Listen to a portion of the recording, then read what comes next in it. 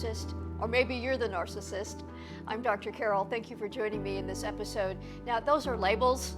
That's a really hot word, and it can stir up a lot of pain, frustration, maybe anger, disappointment.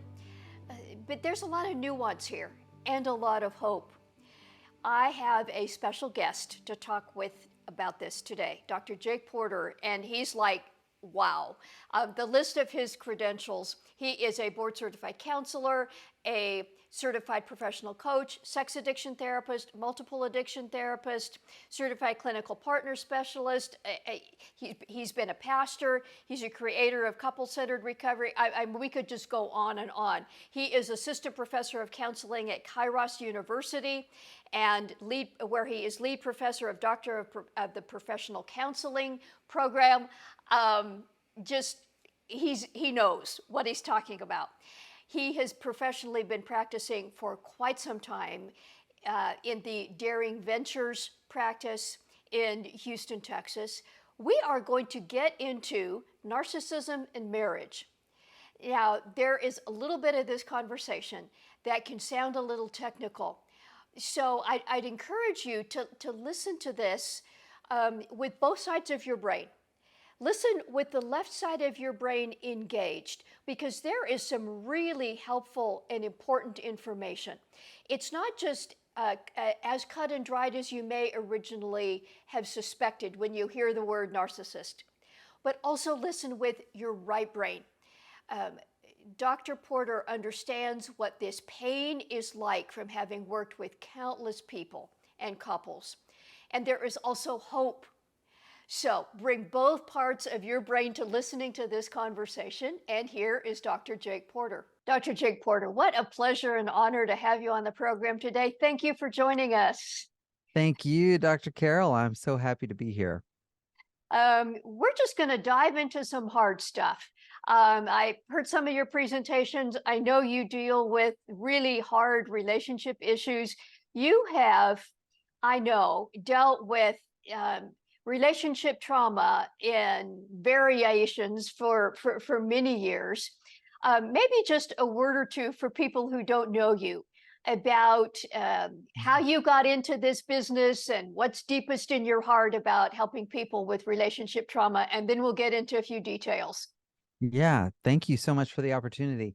So like so many of us who are in this field, I came through my own personal experience and journey. I'm in recovery myself from sex addiction. And so I started my recovery journey back in like 08, early 09, right in there, and did that for a few years. And suddenly my therapist fired me, and everyone in my group told me, you know, you really got to get out of here. You should be doing this professionally. And I went back to school. I was a pastor at the time. Went back to school, got a master's in clinical mental health counseling, and started doing this work. And so I started Daring Ventures in 2017. And now I specialize in working with couples, particularly, and doing that in an intensive format, especially after the discovery of betrayal. Yes. Yeah. Yeah. Well, sadly, your services are so needed. We wish it wasn't that case. Sure. Yeah. But what I want to dive into specifically today is the area of narcissism and its impact on relationships, marriage, sexuality, and all of that. That's a word that has been talked about. It's been, bandied about in various ways. But from your history as a pastor, as a therapist now for a number of years, helping people with relationship trauma, maybe just an expert's idea of what is narcissism. Yeah. So narcissism is, well, the first thing is there's a spectrum. I think that's the first thing we got to say is that you're not a narcissist or you're not. There's a range. The reality is all of us have, well, I hate to use the word all, but almost all of us have some narcissism, some level of it, and need it. Okay. The problem with narcissism isn't the narcissism, but it's the lack of the coexisting agreeableness, openness, conscientiousness toward others, okay, to balance it. Okay. Yeah, that's I think that's an important place to start. Yeah. So narcissism, many people would think of that as it's all about me. And what Right. you're saying is we need self-care. We need to Yes, pay attention to what's going on with us, but that's not right. at the expense of other people. Right, right. So actually, I've got a 2.5-year-old daughter. Okay, and developmentally, there's a stage that we go through in childhood in normal development that is very, very narcissistic, and it's important. It's an important part of us becoming who God's designed us to be and created us to be. And so, it can vary from child to child, but somewhere around the 2-year-old mark, maybe a Yeah. little earlier than that, right? My daughter started doing things like she'd climb on top of the cabinet and say, "I'm big. I'm the biggest," right? She started learning about favorites. Oh, blue is her favorite color. Oh, she likes strawberries better than she likes blueberries, whatever, you know. And then if we don't have that, she breaks down, she cries because she wants what she wants. It's Yeah. about her, right? But then what happens is parents in their caregiving responsibilities, they tamp that down, right? And that causes the child to then have to develop some other skills and some other resources, and these get incorporated into the groundwork of what will become the personality later on. For those people who are very high in narcissism, and even reaching that level of narcissism where we would say they have narcissistic personality disorder, the full-blown personality disorder, what's happened there is that they have a lack of tools. And I think that that's actually something that can be really helpful just to understand personality disorders in general. Is think of your personality as a toolbox, Yeah. okay? And you're supposed to have all these tools. Neuroticism, which is to say, like, how do you feel really helpless, or are you fearless? Like, how sensitive are you to feelings of helplessness and fear, that kind of thing. Neuroticism. Extroversion versus introversion. Openness versus being closed-minded. Agreeableness versus, just grandiosity. That's where a lot of narcissism is in low agreeableness. And then what we call conscientiousness. Are you scrupulous about details, or are you just totally impulsive? And you Yeah. basically, a good level personality, you've got all these different tools at your disposal. When you have a personality disorder, or even if someone doesn't quite meet criteria, but there's some problems there, the problem is that they're missing some tools. All they have is a hammer. They don't have a Phillips head screwdriver. So Yeah. if all you have is a hammer, you're going to treat everything like a nail. Yeah. Just some of those things that you mentioned, conscientiousness versus impulsivity. You can be so conscientious, you're paralyzed. That's You can right. be so impulsive that you're squirreling everything, and that's just in the best possible world. So you need both. You need both tools. That's an interesting perspective. That's right. Yeah. Yeah. So when we talk about marriages and relationships, what impact does narcissism have on marriage and relationships? Well, it's a sad story for a lot of folks. And the reason is because early on, people who are high in narcissism or have the full-on personality disorder, they're quite lovely, charismatic, engaging uh, people, and they can make you feel really, really good about yourself. Um, and so early on, it can feel like, in retrospect, a partner of a narcissist can feel like they were sold a bill of goods. And because what happens is, as life goes on, and the partner of the narcissist can't sustain a level of perfection or beauty or Yeah. power or whatever it is that that maybe the narcissist saw in this person first, the narcissist will often become more disenchanted and can then flip on them, right? And then all of a sudden they're being devalued. They're being they're put on the outside, maybe even cast off. And so what a lot of people experience is this shift at some point in their story.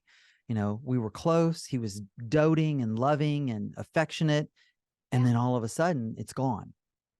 Mm. You know, Is there something here about I don't love you, I love how I feel when I'm with you, or I love how you make me feel, but I'm not really seeing or loving you for you? Is that part of this? it is. I like to be a little more I want couples when I'm and I do this often. There's a whiteboard right there. You can't see. I get up, the couples are sitting in these chairs behind me. I get up and go full-blown professor mode. Okay. And here's what I try to help them understand. It's not a conscious, willful choice on the part of the person with narcissism. Okay. They're not sitting there thinking, well, you're no longer giving me what I want or making me feel the way I want. Therefore, it's not happening that way. It's so deeply embedded in the structure of their personality. And here's sort of what we understand about a lot of folks who are high in narcissism. All of us, okay, all people have internally these things called internal working models. And I'm going to get a little bit clunky here, but I promise I'll do my best to make it Sure. really clear. Go for it. Yeah. So an internal working model is my understanding of who you are and who I am, and they're connected. Okay. So let's say I developed a particular internal working model with my dad. And so men are this way and I am this way with my dad. Okay. But maybe my mom's very different. Maybe my parents were split up or whatever. Okay. And mom's house was very different. Mom was very different. So I developed an internal working model of mom and a different internal working model of self. Okay. But what that means is, who I see myself as is connected to how I understand you and experience myself in your presence. Mm-hmm. Okay. But as we get older, and this is happening right now with my 2.5-year-old, right? There's an individuation and differentiation process. So that even though there's still a connection between these two things, internal working model of other and self, I know we're different people. Mm-hmm.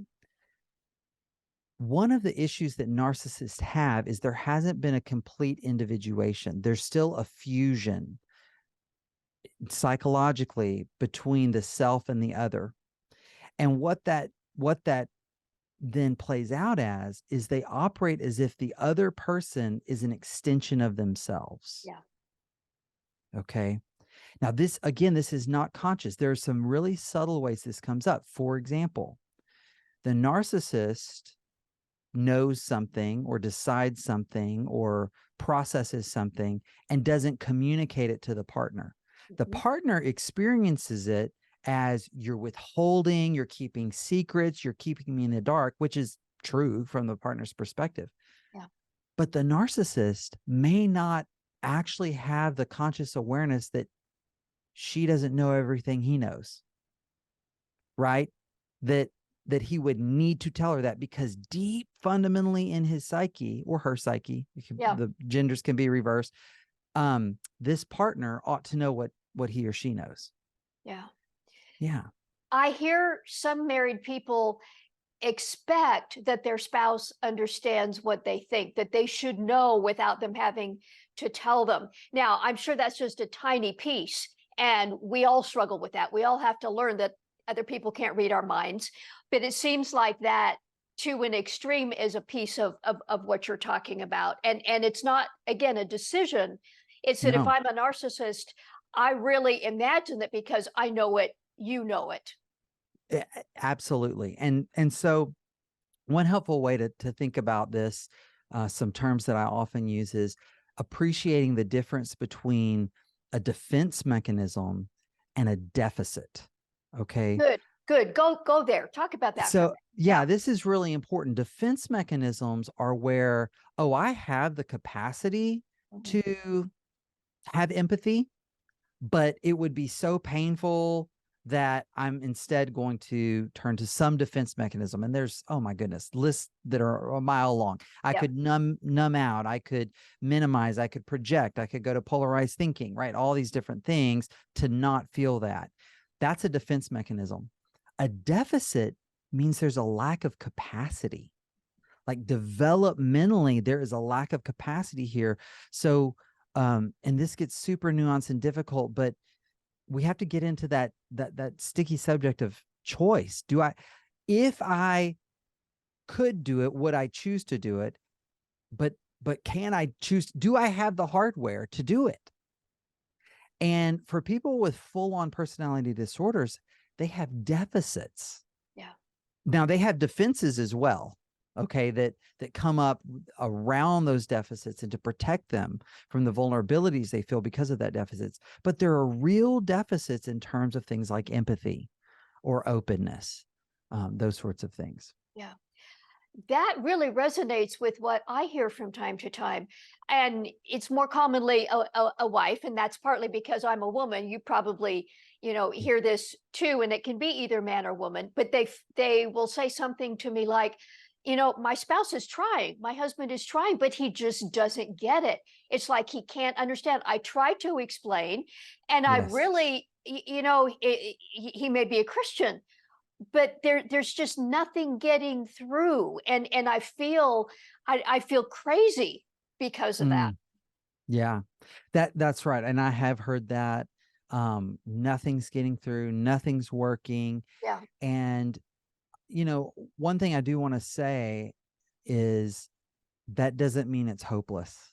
Good. There are a lot of people who think that having high narcissism or a full-on NPD, narcissistic personality disorder, is it's like a death sentence. It is not. Good. It is not. I have worked with lots of people with narcissism very successfully. Now, is it harder? Yeah. Is there a level of complexity involved in getting them where they want to be that isn't there for someone without these deficits? Yeah, there is. But there is a way forward. And there is, I mean, there is a path toward healing. Perfect healing? No, but some degree of healing. Absolutely. Good. Absolutely. Good. For a spouse, and we're focusing on marriage today, Mm. um, who wonders if this is something that's happening. They know they're unhappy. They know their marriage isn't working. What would be some of their internal clues, the red flags, just the signs that they would feel in themselves that, yeah, these are some of the dynamics that are going on? Well, so I'll just share with you diagnostically what we look for. Sure. Okay. And there's a whole backstory. I won't bore the audience with this level of detail, but in the DSM, which is the Diagnostic and Statistical Manual, which is the handbook for diagnosing, right? There Yeah. actually, in the latest edition, there are 2 chapters on personality disorders. One is in the main section, and one is at the very end in the section on emerging models. Mm. And again, there's a whole backstory here. If anyone wants to geek out to it, you can Google about this. But Yes. there's a whole story about why the newer model was put in the back. But the bottom line is that's the one that has the most actual research basis to it. And so if you look at that, it's called the alternative model for personality disorders. If you look at that in the realm of narcissism, there are 4 elements that they identify for narcissism. And if I'm remember, I don't have my DSM open, but I think people have to meet 3 of the 4 criteria or something like that. So there's 4 areas here. The first is around the person's identity. Okay. And so with identity, what they say is that this person has excessive reference to others when they're trying to define themselves or regulate their own self-esteem. Okay. So their own self-esteem or their own sense of self is overly dependent on how others see them. And then their appraisal of their self is either super, super high. And this is surprises some people about narcissism, or super low. Okay. That is another flavor of narcissism, Interesting. Yes. or they vacillate between these extremes. But it's always about how others see them, or how they perceive others as seeing them. So there's an instability in their sense of self and their appraisal of themselves. Yeah. It's over reliant on others. So that's a part of this. And to make it real for our listeners and those in a marriage where this could be going on, if the partner of a narcissist makes a mistake, does something wrong, has a bad day and lashes out at somebody, and the one with the high levels of narcissism takes that as if it is an assault on themselves, as if it defines them, then that could be a sign. Now, there's a degree of that's going to happen with any couple, Of right? course. Yes. And that's part But of what is coming out, even as you describe these things that I can think yeah, of, oh yeah, this instance or that instance, but yeah, yeah, it's the if it's the mountain, if that's the totality of the relationship or a major part of it, then yeah. that's right. That's right. Where it's to an excessive degree, Yeah. right? So my wife has a shirt that I don't like. Okay, I tell her that's not my favorite, but hey, you get to choose. Or absolutely not. I take that shirt and I throw it away when she's not looking. Yeah. And not because, oh, it's unflattering to her and I'm really doing her a service, but I'm not going to be seen with her in that. Okay. So that's around the issue of identity. So the second of the four is around what's called self-direction. And so this is about goal setting. And what happens with those with high narcissism is their goal setting is overly based around gaining approval from others. And they're going to have personal standards that, again, this surprises some people, are unreasonably high or too low. Okay. So they're going to have these personal standards that are at the extremes. If it's too low, it's going to be based on a sense of entitlement. Yeah. Okay. And what this comes out to is that they're often actually unaware of their own motives. Mm. Why did you do that? Well, I don't know. Well, yeah, but it's really important to me. Think through, why would you say that? Oh, I don't know. Yeah. I don't know. I don't know. But if you really start to dig, and someone who's trained to work with people with high narcissism, they know how to ask the right questions to get at, this was about how others would see me. This was about my own standard, what I'm entitled to. I shouldn't have to do that because of this, that Yeah. kind of thing. Yeah. So what that's going to look like in a marriage is that the goals that are out there, the way this person is making their decisions in life, especially if the partner's sort of been blacklisted by the person with narcissism, they're going to feel excluded, and it's going to feel like this person's working to achieve the approval of fill in the blank, the neighbors, the boss, right? Someone else. Yeah. So that's the second. Okay. Of the four. So then the third is in the realm of empathy. So Yes. having impaired ability to do empathy, right? To recognize or identify the feelings, the needs of others. But what's interesting about this is that they are very highly attuned to others. Right? So attunement is a necessary component of empathy, but it's not sufficient. Attunement means I'm reading you. I Yep. can perceive what you're signaling, what you're feeling, but I don't take that next step of then bringing it in and seeing it through your eyes. Instead, I'm only attuned to you to whatever degree I perceive that it's about me and makes a difference to me or is relevant to me. And I think we could probably all even think of public figures where I'm attuned to you and I use you for my purposes. The reason I attune to you is Oh because I yeah. want to use or manipulate you. Absolutely. And when I was in grad school, I remember one of my professors saying, "You cannot be president without being high in narcissism." He's like, regardless of party, regardless of your political philosophy, if you have the audacity to run for president, there's some narcissism there. But think about it. There, good politicians are able to read the crowd. They're able to read the Yes, numbers and attune, yes, yes, right? yes. They're able to do it. The difference between, a pathological degree of narcissism and just high in narcissism, though, is, people who are just high, they may still have some capacity for empathy and to Yeah, rein that in. Whereas where it becomes pathological is it really is limited to only where I see it relevant to me. yeah. Okay.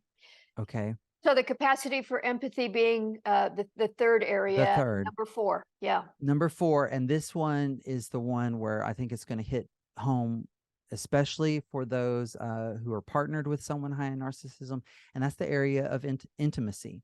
Yes. That their relationships are very superficial, Mm. that the relationships exist to serve self-esteem regulation, um, and it's all about personal gain. It's little interest in the other person's experience. I'm not asking you a lot of questions about your day and how you felt and how did that go, and I'm not digging there because it doesn't matter as much to me, right? The self-esteem regulation part is important because what that's saying is I need you there to help me feel okay. Yep. Yep. So I expect you to help me feel okay, but there's not a lot of mutuality there. And the moment that this relationship doesn't help me feel okay, in fact, if this relationship starts to distress me, I can't tolerate that. I Yep. can't tolerate that. I don't have the capacity for that. Therefore, I've got to cut you off. This touches on a question I wanted to ask you, and that was about how narcissism, someone who's high in narcissistic traits, how that impacts sexuality, which Mm, would touch on the intimacy capacity that you've discussed. absolutely. So, um, narcissism is actually something, again, those appropriate levels of narcissism are actually needed for healthy sexuality. So I want to start there. Okay. Think of couples where one or both don't communicate what they like, Yep. right? They don't talk about this feels good, that doesn't. I prefer this. I'm willing to try that. Like they're closed to those conversations. What all the research shows is that one of the factors in having really good sex and having a really vibrant sexual life is an openness in communicating about these things and about preferences and about giving yourself over to what pleases you, Yeah. right? Yeah. That's narcissism. Being able to experience pleasure, to know what pleasure is, and ask for it, And take it ask in. for it Yes. and relish it, Yes. right? Relish it. Yes. The breakdown is the mutuality. Yep. Okay. So while I am, as in my narcissism, while I am expressing these things about what I want, how much agreeableness do I have to be open to what you want? How much openness do I have to try something from your list of Yeah. fantasies or experiments or whatever, Yeah. because it's the same problem that's fundamentally in all aspects of their life. It's low agreeableness, low openness, okay, but it's just in the bedroom Yeah. and applied to sex. Yeah. I can think of a number of relationships I'm aware of where there's such an imbalance there that only one person is getting pleasure out of sex, and the other feels, used and misunderstood. And I part of me is geeking out on this stuff because I love it. This is part of where my brain just thrives. I love learning about this and knowing how it applies to people. I feel like we could go on forever, Oh but I yeah. do want to try and and get this a little bit practical here, Dr. Porter. And one would be a few words to a spouse who is hearing their partner in some of your descriptions. How do you live with somebody who is high in narcissism? Can you? And how do you? Right. So I'm going to say something, and some of my colleagues are going to not like me for it, but I speak the truth and I mean it with love. Okay. Sure. So something that can be very unhelpful is to Google narcissism and buy some ebook or do so. I'm not saying they're Sure. all bad, but Right. there are. I'm going to mount a little bit of a soapbox here. A few years ago, I saw it happening. I saw it happening in my social media feed. There was a trend where narcissism and narcissistic abuse and recovery from narcissistic abuse was all the rage. Yeah. And there was a lot of money to be made. And people put some stuff out there. I'm not saying it was all wrong, but it lacked complexity, it lacked nuance, it painted with very, very broad brushes. And I have had couples sit in these two chairs right behind me who were harmed by bad information. Okay. Good. Good. So I want to say that first, because if you do that Google search, you're going to be terrified. Yep.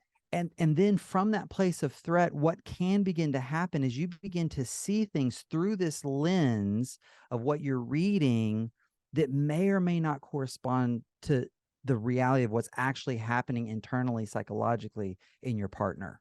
Yeah. Okay. So by all means, learn. I'm all about being empowered through knowledge, but check your sources. And that would be my first thing. Yes, educate yourself, but check what you're learning, from whom you're learning. The second thing is, spend this is going to sound really self-serving. Spend the, $200, $300 that it costs to get a 90-minute assessment from at least a master's level clinician. Yeah. I mean, someone who knows how to do an empirically validated, reliable assessment. So one that I think is great is called the SCID-5PD, Structured Clinical Interview for Personality Disorders. It takes about 2 hours, 90 minutes to 2 hours, and it does a pretty good job of going, what's happening here? Is there a personality disorder at play? I just think that having a clear understanding of what's going on is going to help in then deciding what you're going to do. So those are the first two things I'd say. I know you're probably looking for things that, like, in the house, I'm in the kitchen, we're standing at the island, and he's, going on and on. What do I do? And yeah, that's important, yeah, but I'm glad you said what you said, because the yeah, foundation, you need something solid if you're going to even react in the kitchen counter. that's right. That's right. And so if you do have someone who is very high in narcissism or has the full-on personality disorder, your boundaries, your practice of boundaries is going to be really important. And I think one of the best boundaries you can set is,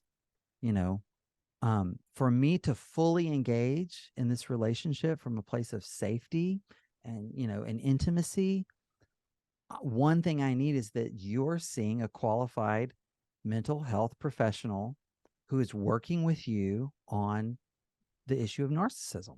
Mhm.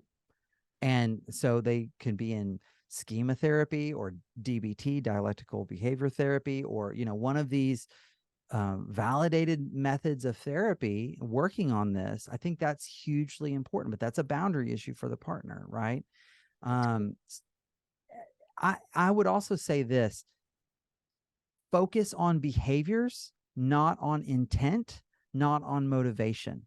Okay. So I just had this conversation with a partner a couple of weeks ago who was certain that her husband was spending all this money to fill a void within him, right? He switched from one addiction a sex addiction to a spending addiction, and totally valid concern, totally reasonable data leading her to that conclusion.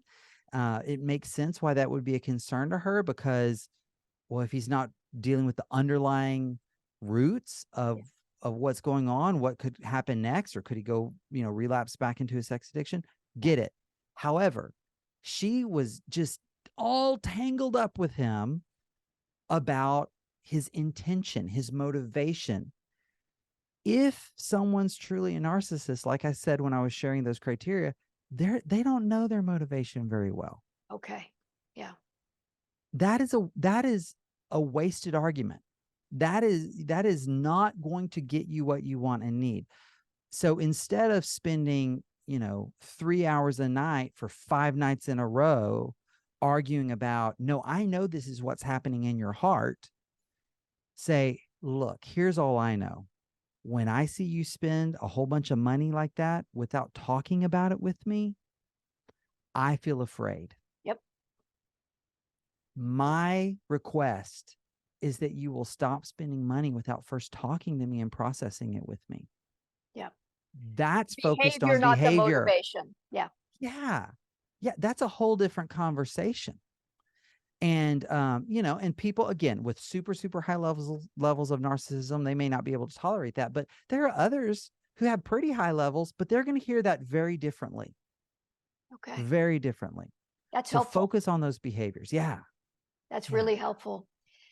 I know that some spouses, if they are hearing this, might wonder, well, shouldn't I just leave? I would guess, and I haven't asked you this question, so I honestly don't know how you'd respond, but I would guess that you would say there are some marriages that can't be saved, but most can, or at least a great number of them can, even with some of these real hard things.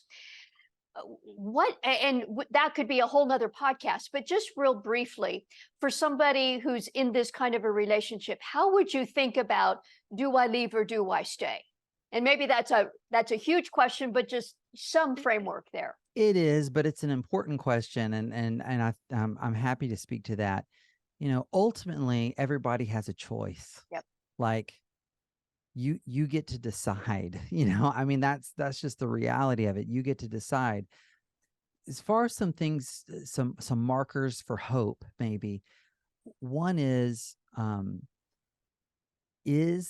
the other person open to working on this issue? And some are and some aren't, but I will tell you that I actually love working with narcissists. I want to admit that, as I said, that I had a little fear come up that your listeners are gonna flood me with a request to work with their narcissistic partners. But the reality is, I actually do love to work with narcissists, because the narcissism itself is actually just this very thin shell that is there to protect a deep, deep hole of shame. Yeah. Okay. Yeah. And so there is a real, if you can get through that shell, there is a real tenderness that actually is there on the inside. As hard as the outside is, that's how tender the inside is. Wow. And so my experience is, if you can get someone to buy in to the diagnosis and find hope in it, even, and get on board for treatment, structured treatment around the narcissism, Yeah. there's every reason to hope. That's good. And here's kind of a cool thing. I think it's cool. One of the things that I've done, and I feel a little bit like a magician revealing his tricks here, but one of the things that I've done with some of my clients who are high in narcissism is you leverage the narcissism for the good of the relationship. Okay. Yeah. Yeah. I And could one of my imagine that. Yeah. Yeah, one of my favorite people in the world, I don't want to say too much, but I'm very close to this person. I know him very, very well. He's in recovery from sex addiction. When I first met this guy, he was like put his picture in the DSM next to NPD, like full on, clearly a narcissist, when something flipped in him, and well, again, I don't want to say too much to identify him, but I'll just say it was the grace of his wife, okay, showing up in a very profound way. Something flipped in him, and guess what? He's still his personality didn't completely get revamped, but somehow now he wants to be the best husband. Yeah. He wants to be the best, guy Yep. in recovery. He wants to Yep. be the best follower of Jesus. And it's really sincere, Yep. and so in a weird way, it's almost like this history of narcissism is now being used by God for good. And he helps now, he's helped hundreds of men in their own journeys now. Mm. But that's part of his story. That's good. That's good, Jake. That I pray gives some hope to both, whether it's the Yes. partner who may be listening and they know this is a part of their story, or at least that question is in their mind, or the partner who is trying to live with somebody. So thank you for that. That's a really Mhm. good picture. And theologically, for a moment, that speaks to one of my core beliefs, that the very places where we are most broken are the very things God transforms. That's how he does miracles. It may not be, Amen. in fact, it usually isn't, he removes it, just zap, but it is transformed. Absolutely. And that's my experience. That's my story.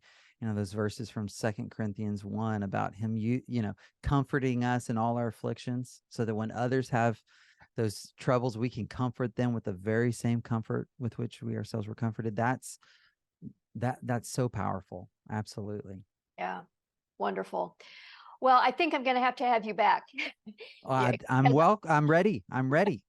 Let's do there, it. there are other things here that I feel like we could go on probably 3 or 4 different rabbit trails right now.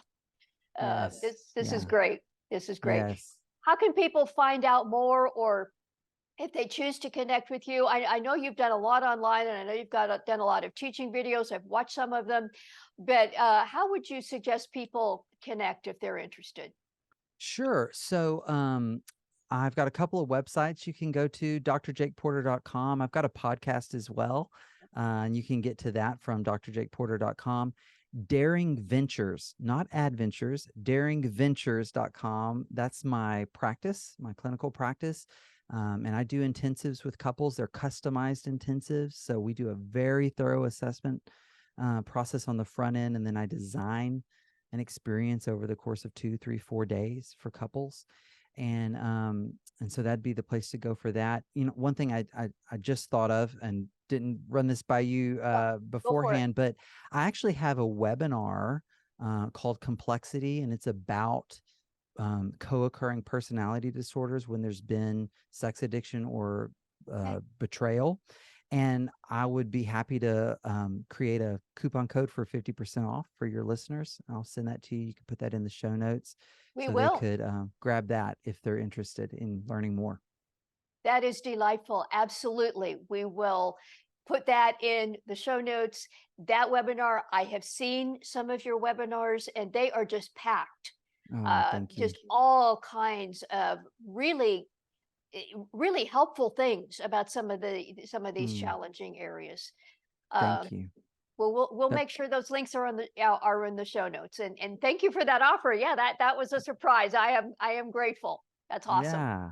Yeah, thank you. Well, thank you for having me. It's been great, and I appreciate you and your work, and would love to come back anytime.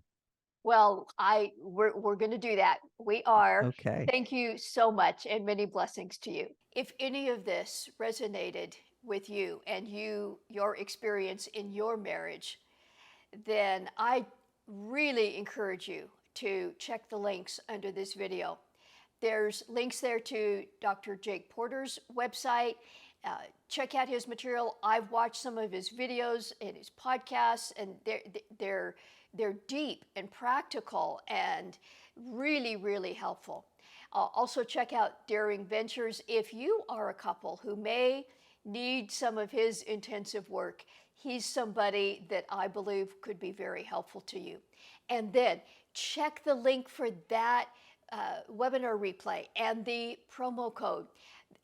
I've seen some of Dr. Jake Porter's webinars, and again, I will say, really packed with good stuff.